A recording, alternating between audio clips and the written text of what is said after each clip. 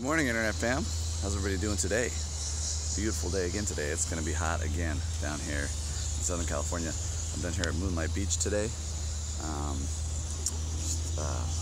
Saturday, so there's quite a bit of crowd here. And they're doing some kind of construction over there, so I decided to get as far away from the construction noise as possible.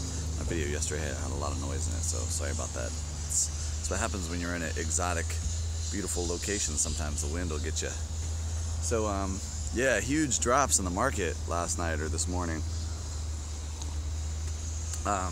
Yeah, Bitcoin lost almost $500 last night. So, and I know a lot of my friends and family and stuff are just now getting into it. So I figured I'd let you know that you can expect big $500,000, $300,000 swings. You know, sometimes in a day, sometimes in 2 days, whatever. It's just going to happen. What you don't want to do is you don't want to get too emotionally involved.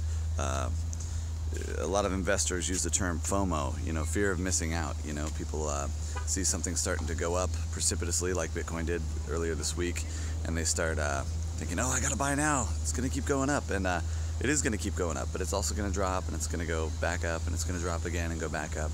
So, I mean, what you really want to do is look for those opportunities where it's lower than you think it should be according to the curve. Or, you know, conversely, sell when you think it's higher than it should be. You know, if you're the kind of person who, you know, might have a little bit of emotional tie with things like that and can't really handle yourself, you know, then you may want to think about just holding, just hold on to it, you know, because if you're not buying or selling, you know, chances are you're not going to lose out too much. It's going to slowly go up over time, and that's true with pretty much all the cryptocurrencies. Now, what's interesting is there have been a few outliers.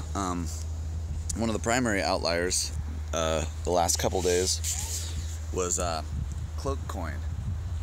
Cloak Coin is a cryptocurrency specifically designed to provide anonymity for its users, and it went up huge. I can't remember the exact number now, but I mean, it was really, really huge.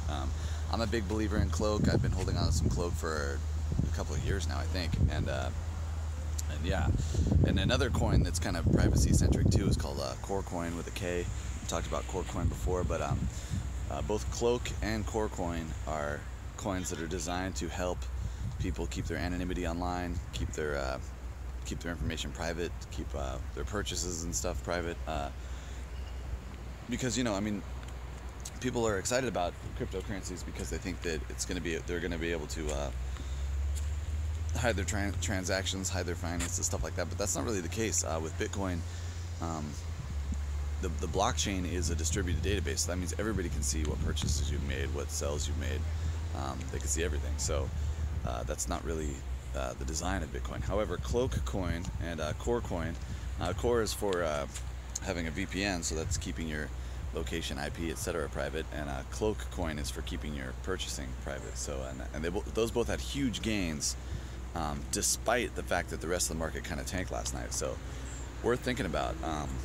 Yeah, I would definitely be holding some of both of those, just because, you know, that's, as we're moving forward, that's something that people care about more. You know, privacy, anonymity, a way to kind of hedge their bets against any kind of threats, real or imagined, that may be occurring against them, either by government or other third party, etc.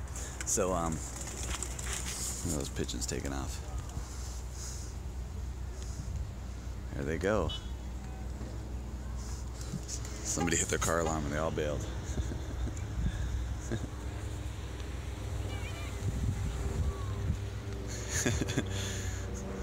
Out here, one with nature and everybody else, including the airplanes and the lifeguard training school, everything else that's going on. So yeah, so I guess my bigger point is just not to worry about the market fluctuating too much. It's going to go up and down.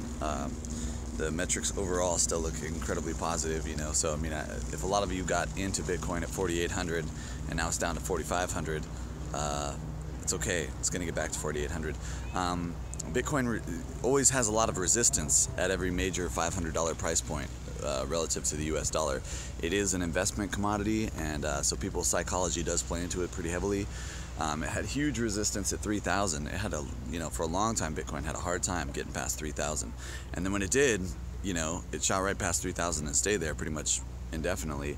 And then it had another big resistance at 3,500, and it had a really hard time passing 3,500. But then when it finally did, it had no problem getting up to 3,800, 3,900. But then again, it locked in again at 4,000, and it had a real hard time passing 4,000 again. So right now we're seeing that resistance right now with 5,000, and it's kind of just the nature of the market at this point, especially when so many investors are kind of tied into Bitcoin and the American dollar. What's great about it though is in the future, as more people are using Bitcoin, as Bitcoin becomes more of an actual asset that people are using for buying and selling stuff, hopefully with the SegWit network speed up and all that, Bitcoin itself is going to be its own thing, not necessarily tied to any currency like the dollar. So you're going to start seeing more organic price fluctuations that aren't tied to some ridiculous fiat currency like the US dollar. So yeah, so don't worry about it. Some of you bought a Bitcoin day before yesterday and you just lost $300. You're going to get it back. You're going to get it back this week, next week, 2 weeks from now, who knows, but you'll get it back. The price fluctuates a lot in Bitcoin, so just get ready to ride that wave. All right, Internet fam, have a good day.